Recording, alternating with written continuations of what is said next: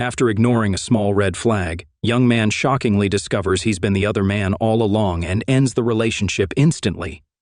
Guys, welcome back to Alpha Talk. So for today, I'm going to go over an email that was sent from a subscriber.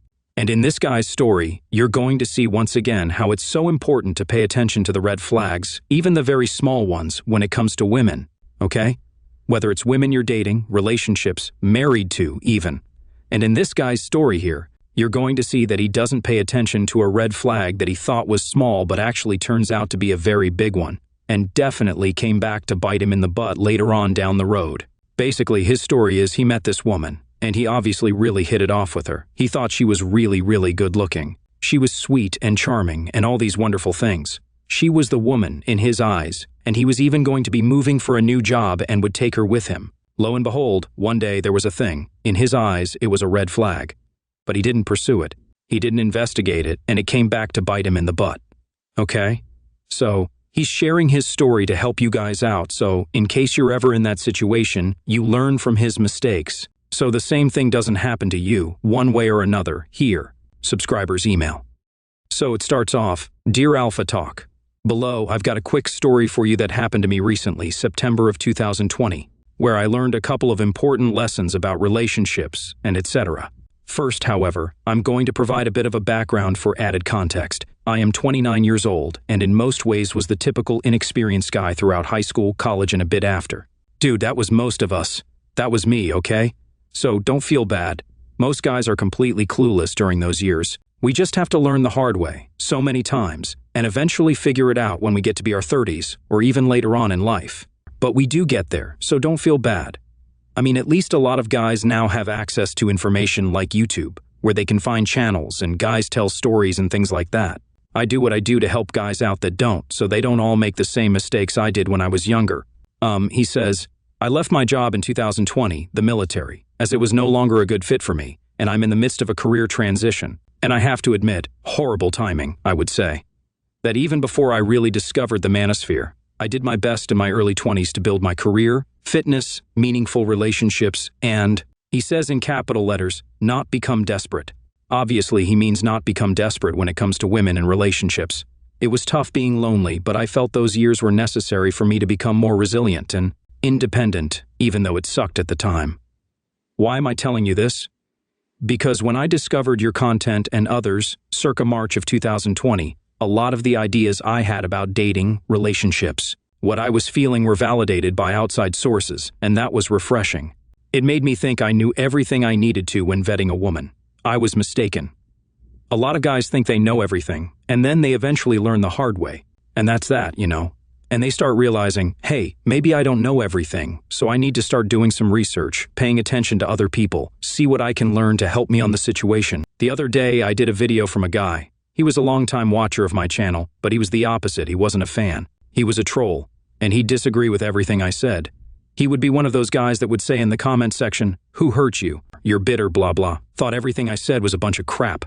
Well, lo and behold, that guy got severely burned by his fiancée, and he learned the hard way. And now he came back and wrote me a letter, basically saying that, hey, you were right, and now I'm a fan of your work, and all that. So a lot of guys think they know everything, get burned, and they eventually learn the hard way.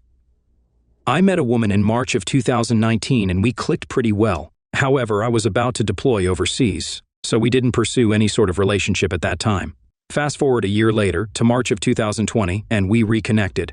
I knew she was in a relationship during the time we were apart but made sure she wasn't in a relationship when we got back together. So, he thought. During this time we were together, I was also planning my separation from the military. I had no real intention of taking anyone with me. But the more I was with this woman, the more I thought it could be with her long term. Now listen to this. She was kind, compassionate, and could actually hold a conversation, and was attractive in my eyes. Pay attention to all that when we get to later on in the story. There was very little about her that would have made me reluctant to take her with me wherever I found work and build something together. That is, until I overlooked a seemingly small red flag while watching TV together one night. He says, 90-day fiancé, a guilty pleasure of mine. Well, dude, we all have our guilty pleasures. I'm not even going to mention what some of my guilty pleasures are. And it turned out that one of the women on the show was hiding the fact that she was currently married, though separated from her husband, and was working on finalizing the divorce before her fiancé would come to the United States.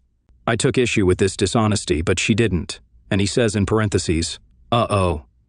I didn't press too hard on why she thought this way, but definitely told her that. Dishonesty like this, hiding the fact that you were still married, is something you bring up to a serious partner. Her only response was that this woman on TV didn't have to disclose this info to her fiancé since it didn't involve him. Stupidly, didn't dig down and ask why she thought this way. However, with all the good characteristics she had, I didn't think much of this comparatively innocuous comment. Well, again, he was so blinded by all the things he liked about her that he saw this red flag and, okay, I'll just let this slide. Well, you're gonna see what happens here. It all blew up my face in September of 2020. I'd spent the night at her place, as I did every so often. Nothing crazy went on until we were suddenly awoken at 6:45 in the morning. I thought we were being robbed. However, this woman immediately went to the front door, like she knew what was up. A minute passes, and in walks her very pissed-off boyfriend. Now, we know why she didn't have an issue with the whole thing on that show he was watching about the girl hiding that she had a husband, right? Because she secretly had a boyfriend, and this guy was essentially the other man. Turns out I was the other guy in this whole situation that she was very expertly kept hidden from me. Initially, I didn't think this was true, but the boyfriend did have a key to her place, whereas I didn't. Apparently, he had called her several times the previous night as well, and she slightly put her phone on silent. A few more minutes pass as I get out my days of being woken up and probably the premises. Naturally, I haven't had any contact since, but the whole ordeal has left its mark. Well, good for you, man, for walking away and saying, that's it, I'm out of here. I mean, I remember, so you said you met her in March, you got back together with her in March, so March to September is 6 months or so.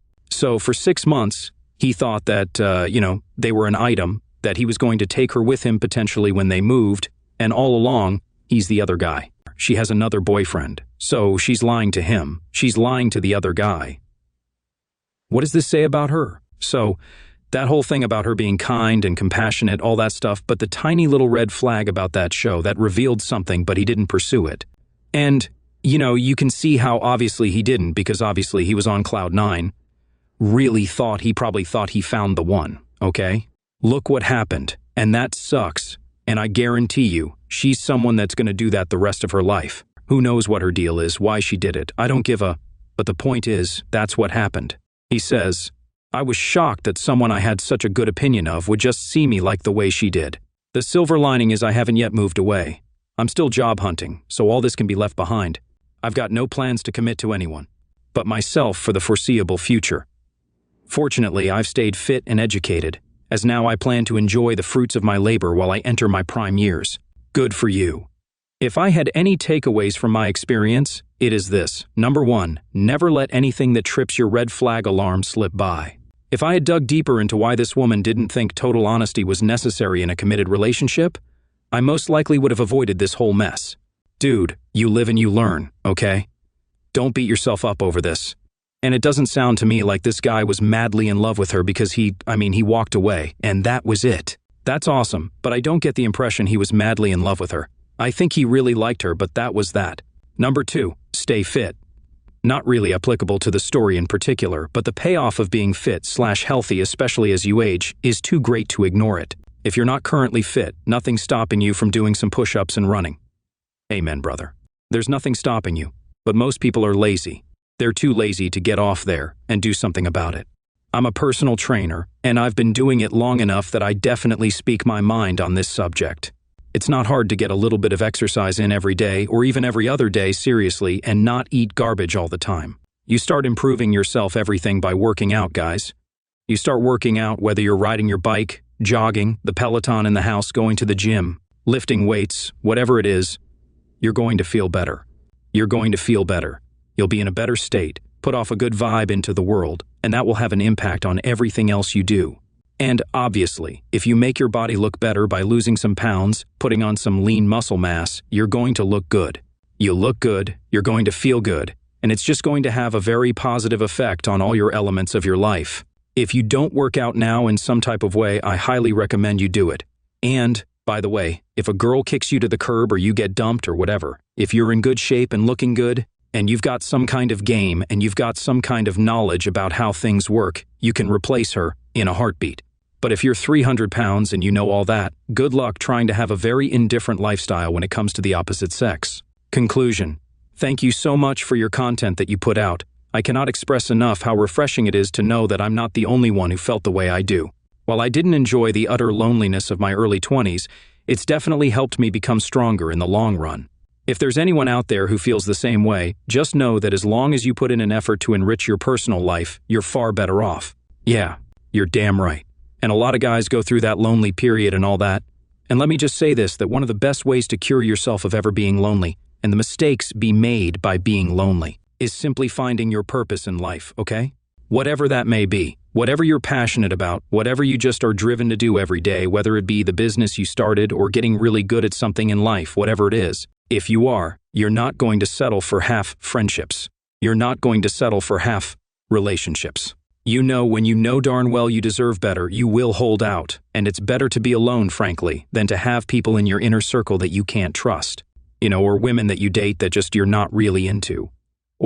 And also, if you're that way, put you in a position you're not going to tolerate any BS from anybody, okay? So, when you're focused on your purpose, and every day you get up and you're excited to do what you do, whatever that happens to be, all the other stuff doesn't matter.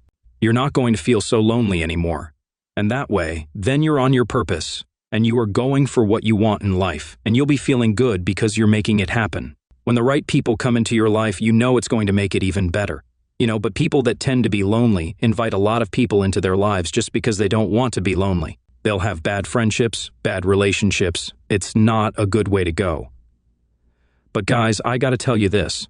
It's really important to be able to be alone, to be able to be totally cool with being alone, self-reliant, having a good life, being happy on your own. Because if you need someone else to make you feel happy, a lot of problems are gonna rise there, believe me on this, okay? Seriously.